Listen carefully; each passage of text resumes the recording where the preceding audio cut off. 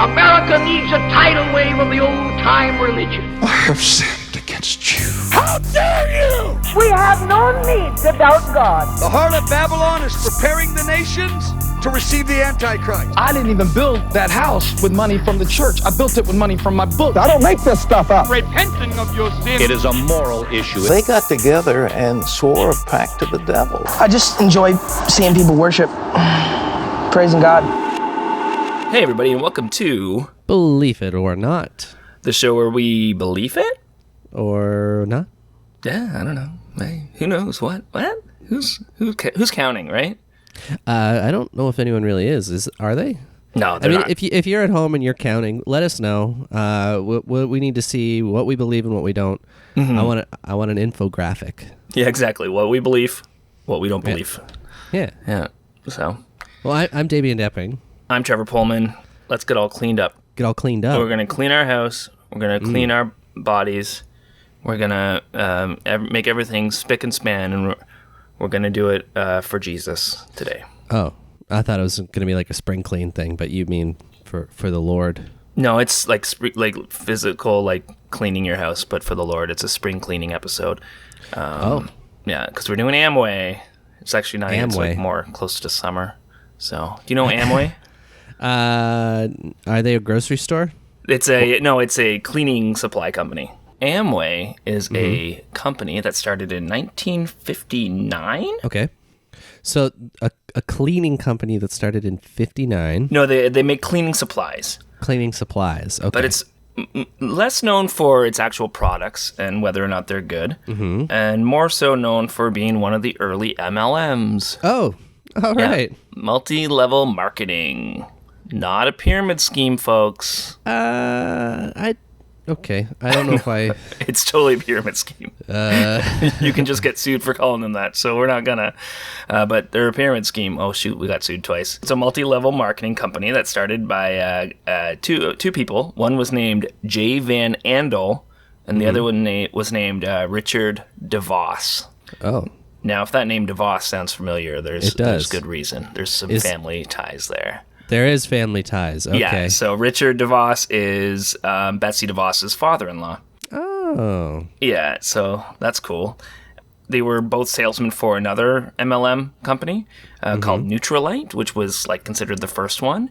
And they decided, hey, let's make our own, and we'll do cleaning supplies, and we'll go around and we'll... Wait a minute. So what you're saying is that the MLM worked for them so much that they were able to start their own MLM. Oh, man. That is ingenuity.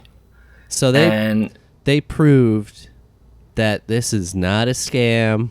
Exactly. That they could make a shit ton of money, right? Exactly. Yeah. They were doing well. They had a lot of people working under them in Neutralite. So that probably helped them. And then eventually they started Amway. They hired a scientist to make like this cleaning product called Frisk. And then they, started using the model they learned with Neutralite, and they started selling it themselves and making a ton of money. Wow. By 1971, they had expanded internationally into Australia, 73 in Europe, 74 into Asia, 79 into Japan, Latin America by 85, Thailand by 87. So they just went all over the world. Yeah. And made a friggin' ton of money. Wow. Yeah, they're a multi-level company, and so each of the salesmen or distributors are considered independent business owners. So they buy into, the business as their own business owners. But the thing is, that's what, Tim Hortons or Burger King will do, is have independent business owners, but there's a reason they're not called a multi-level marketing company. Well, those are franchises. Exactly, yeah. There's a huge difference between a franchise and a multi-level marketing. Yeah. I feel like they're just trying to... Justify what it is? Yeah, justify what it is. Like, compare someone who goes door to door or has parties or pressures their friends on Facebook into buying cleaning products, as opposed to somebody who pays for the rights to use a name and product. Like now, Trev. Yes. I'm sure myself, much like the listeners at home, are wondering, but Trevor, what does this have to do with Jesus? Oh, that's a very good question.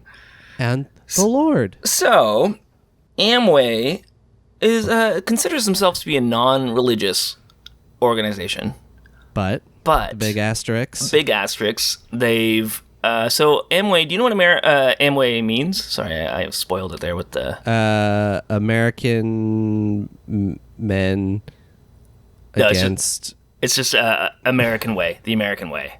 So they have two big things: Christianity and entrepreneurialism, or bootstraps, or you have to work to get what you need out of life. So, but the religion is a big part of everything they do. So they're, they have these big rallies for their distributors and stuff, and people just compare it to a tent revival meeting with the way they, they'll pray and they'll preach and they'll tie their product into a good Christian household. So I can see where they're saying they're not a Christian company, but they're a company who is Christian. Yeah. They donate a lot to companies like Focus on the Family. We talked about that in the Focus on the Family episode, how the DeVos family just gives so much money to Focus on the Family. Yeah, because they're a great organization. Yeah, exactly. Business Week said that they're a fervently conservative, fervently Christian, and hugely influential in the Republican Party. I mean, that's a whole can of beans in the States to begin with, the influence of businesses in general. Oh, yeah. No, it's crazy. I think Richard or his son, Dick, like Richard Jr., did run for office and didn't make it. But DJ? But they've definitely donated many, many monies to political organizations, so much so that now we have a DeVos that's, in charge of the school system in America. Yeah, and she was the one who doesn't has no background or experience in education, correct? No, and she promotes the voucher system, which is basically government money going to Christian schools or religious schools or private schools. And she once said that she doesn't know there shouldn't be a blanket rule against guns in schools, because what if a school is attacked by a bear? What? And what if there's a bear attack at a school and they don't have a gun? Why would there? The bear breaks into the school and starts going. What if they don't have a gun? You close the door. Oh, right. So she's insane. And Richard helped founded a gospel movie company. Mm-hmm. And here's my favorite thing, though. This is my number one favorite thing Amway has ever done. Okay, so in the 80s, the Satanic Panic. Oh, yeah, we know all about that. Yeah. So this flyer started going around that said, depending on which version of the flyer you got, it said that either in 1982, 1985, or in 1989, the CEO of Proctor Gamble went on the Phil Donahue show and said that he was a high-ranking member of the Church of Satan, and that Procter & Gamble was a satanic organization. So they were trying to throw their competition under the bus by claiming that their CEO was a Satanist. There's no evidence that Amway started this flyer, but man, did they use it. What was there ever? Did this happen? It never happened. No, there's no episode of the Donahue show where the CEO of Procter & Gamble. Because it seems like it's something that would be very easily verifiable. The second thing is even though they didn't start it, the fact that they were distributing it, an unfounded claim, is, I think, just as bad. Yeah, and they used these outgoing voicemail things in the 90s that were owned by Amway to spread this information. So they robocalled people telling them that Procter & Gamble was a satanic company. Wow. So that you would buy their cleaning products instead. It all started with that. Have you seen the logo with the moon and the stars for Procter & Gamble? Yes, I think I have. Yeah, so they said that was a satanic symbol, and that's what started it. Don't these people realize that Satanists don't actually believe in Satan? The Church of Satan isn't actually about believing in Satan. No, they don't realize anything. No. Right. It's they're afraid. Right. They really thought people were just worshiping Satan in the 80s and 90s. And exactly. Cool. I used to actually work for Procter & Gamble. Did you? Yeah, I counted bounce sheets and put them in boxes. You did not. You Yep. did not. I did. That's a thing? That's a thing. And the thing is, so it was like 8 per box, but we weren't allowed to, 8 per box was Swiffer, but we did that. I did that too. So 8 per box of Swiffer. We didn't count Bounce. That's just stupid. But we worked in the Bounce area. So 8 per box, but we weren't allowed to count, this is obviously 4, this is obviously 4, we have 8. You're not allowed to, you have to count it individually. So if they came by and they saw you put your hand and say that's 4, we got 8, they would write you up. It had to be 1, 2, 3, 4, 5, 6, 7, 8. Okay. I don't think that's satanic. I think that's just micromanaging. Well, doesn't 8 have something to do with the devil? That's true. I mean, is 6 the number 666? Right, that's the number of the beast, right? Yeah, that's right. So 8 plus 8 is 16.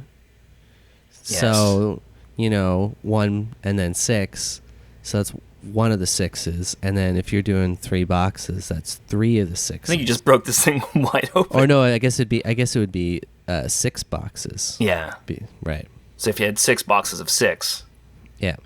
Or 6 boxes of 8. Yeah, right. That's 3 times 16, which is 666. Oh, fuck. Yeah, they're a satanic company. You're summoning the devil every day. Yeah. You didn't even know it. You didn't even know it.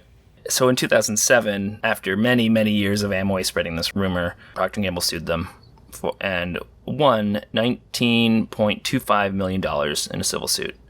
Cool. Yeah. And because screw them. Oh, man. I wish they would say that we were Satanists so that we could sue them. Yeah, that'd be great. I could really use $19 million. Yeah, that would actually come in handy.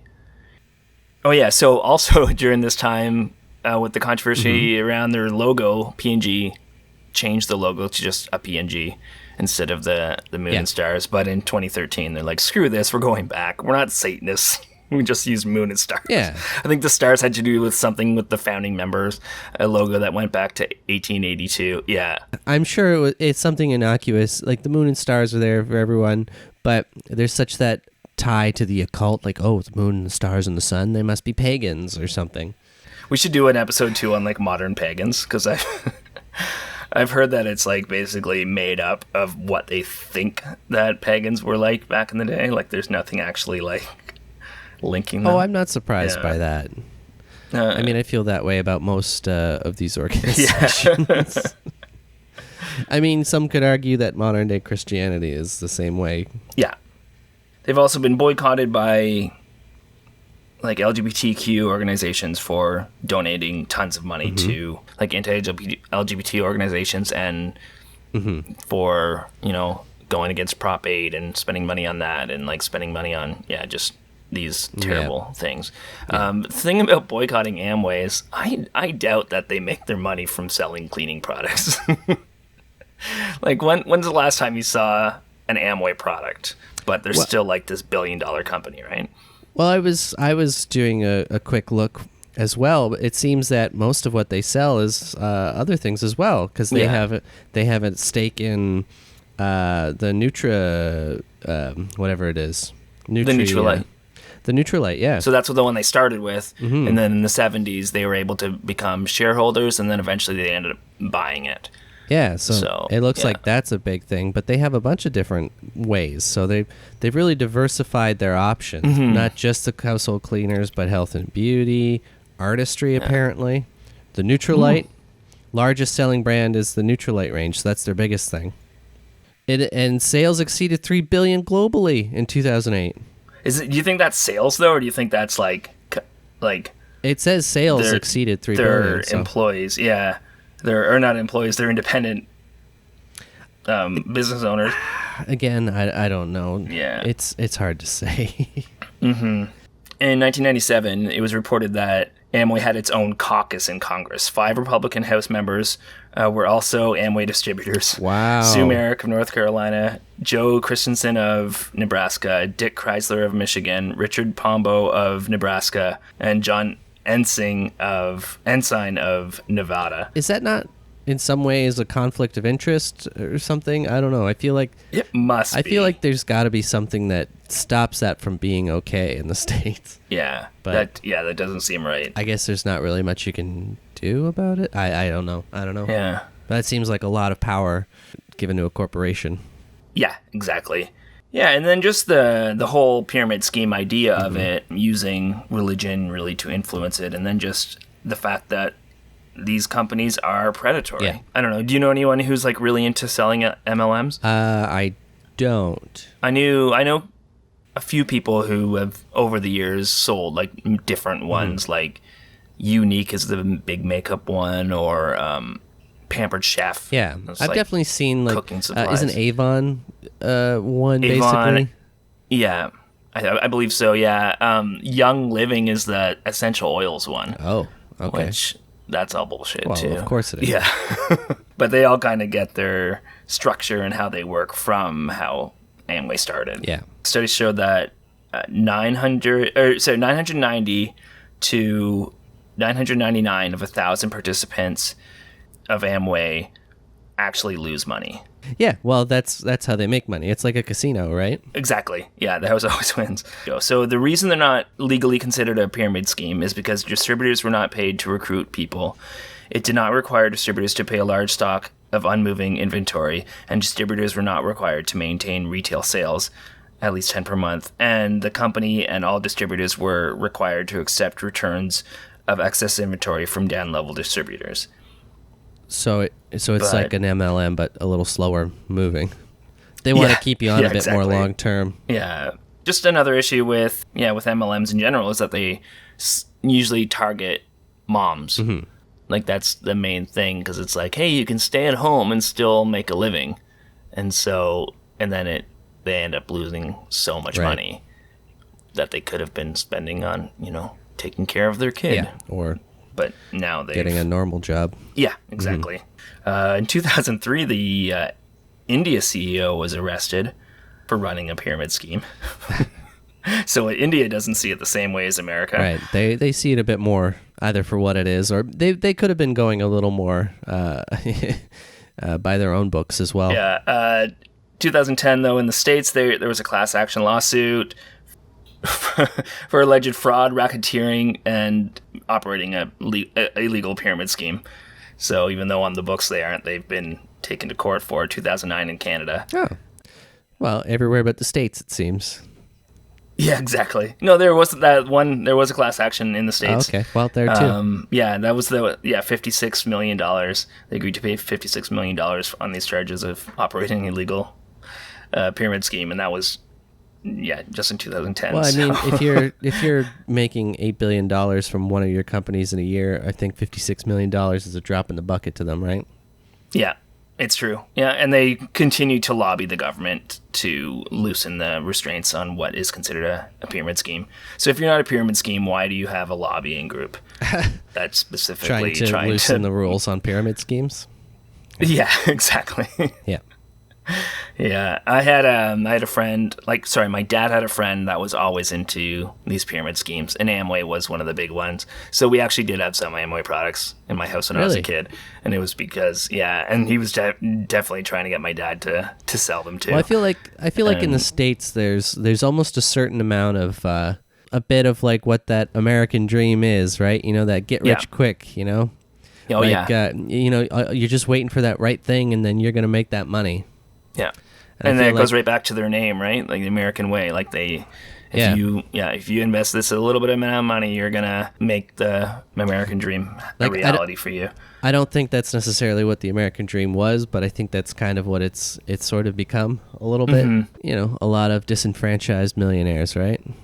Yeah. Just waiting to get their money. No, it's true. And I think these are just really damaging companies that do a lot of damage. Oh yeah, of course. Well, that's where it all stems from. Yeah. Is the corporations. And not only are they using religion to pressure you, and then lobbying for religious laws and lobbying for religion in schools, or like money for schools, Christian schools, they're also damaging in the sense that they're making people bankrupt and fighting, like lobbying to be allowed to bankrupt moms. Like it's sad. Yeah. And then they're spreading, these false rumors about Satanism and giant corporations. It's insane. Yeah. Oh, yeah. So the FCC did find Amway guilty of price fixing. So that's something. Oh. Yeah. Any other thoughts on MLMs or Amway or separating religion from businesses? Well, I mean, in a way, you could probably argue that religion is itself a sort of MLM. Yeah. Almost. It always seems to be taking advantage of people in vulnerable situations. It does, yeah. For the most part. So. Well, another thing, too, know. I didn't really mention, I didn't go into too much, but there's also a lot of people who have come out of Amway or have studied Amway and the way they practice business. It's not just that they tie in Christianity to what they do and how they sell their product.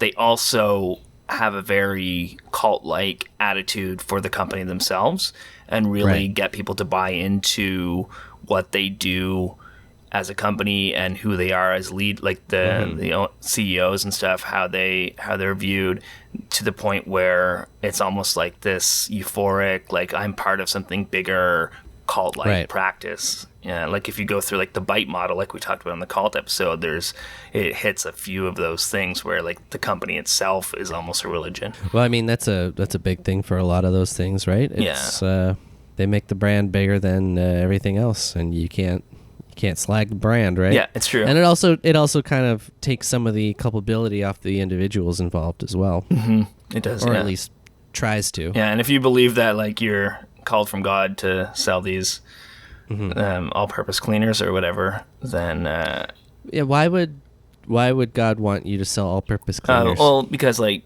to take out the Satanist P&G and so people when they clean their shelves to get blessings. What? I don't know. That's the thing too. I'm like, even if my cleaning supplies were made by a Satanist, like, does that bring demons into my house when I clean with them? Like, what is the thought process here? Well, every bar of soap that they pull off the line, Satan gives it a little kiss before it goes out. That's true. So that way, when you lather up your body, you're being kissed by the devil. That's true. That is true. Yeah, and that means you've sinned. Yeah, it does. Yeah. Yeah. If Satan's soap touches your junk. Yeah. All right. Should we move into a Christian rock lyric? Let's do it. Can't you see you're not making Christianity better? You're just making rock and roll worse. I chose the song Washed Away by Michael W. Smith for obvious reasons. Appropriate, yeah. Thank you. I feel like I could have used 1,000 songs in the Christian rock or the worship music genre that has the same weird theme of blood washing you. And yeah, well, you're washing away your sins, right? Yeah. So this one is, Washed Away, Michael W. Smith. Guilty, I am guilty. It was all I could say. Mercy, your mercy, crashed in like the waves. And all my sin was washed away, washed away. You took them all, there's not a trace. I stand here free, with every stain forever washed away. Spotless, spotless, whiter than the snow. Your blood covers me, I'm whole. Oh, precious is the flow that makes me white as snow. No other fount I know, nothing but the blood of Jesus. I hate it. Yeah. I don't like the idea that you are inherently guilty or that you have to be guilty. And there's this feeling that no matter what you've done or who you are guilty unless you do this. Oh yeah. No, and this will absolve you of all that guilt. Yeah. It's saying that you have to feel this way. You have to be guilty. You have to feel like you are a bad person because of this. They create a mindset of you're always guilty, you're always wrong, and then they also create the way to get out of it. Yeah. They're selling you the problem and the cure. Yeah, exactly. And like for me, somebody who has anxiety and someone who's had anxiety my whole life, growing up in a religion that constantly teaches me that everything is a sin and there's like I'm guilty from birth.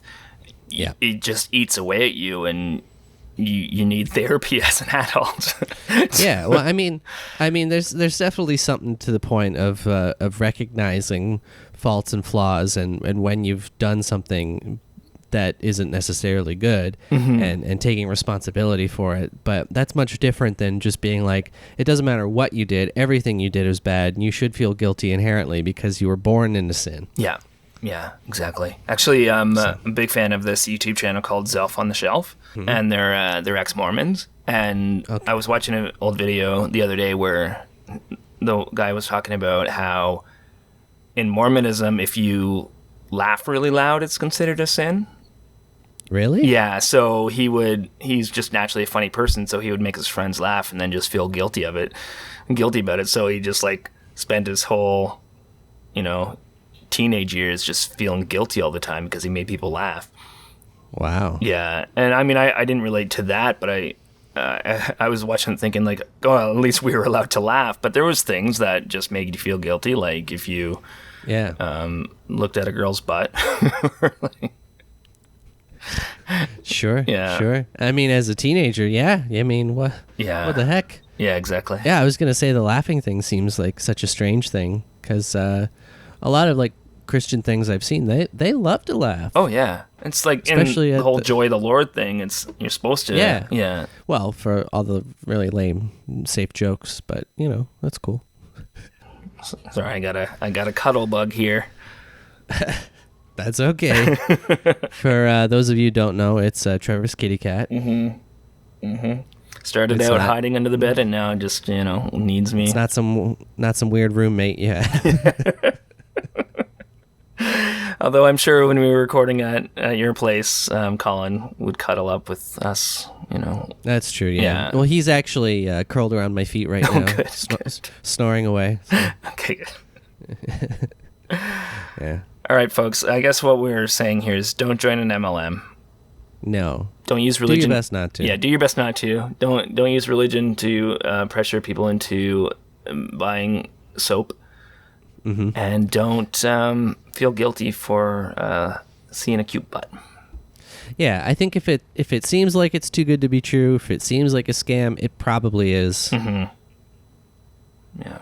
Just steer clear. Oh, and also I want to make a correction. I think we talked about the DeVos on the family, focused on the family episode, and I said that Dick DeVos owned Blackwater, but he was actually Betsy DeVos's brother, Eric. So I just want to get that out, but still, Eric Prince is his name. So. Eric Prince. Yeah. And we'll see you next time. Bye. Bye. All right, that was a good practice round. Practice round. Work, Sky Moon.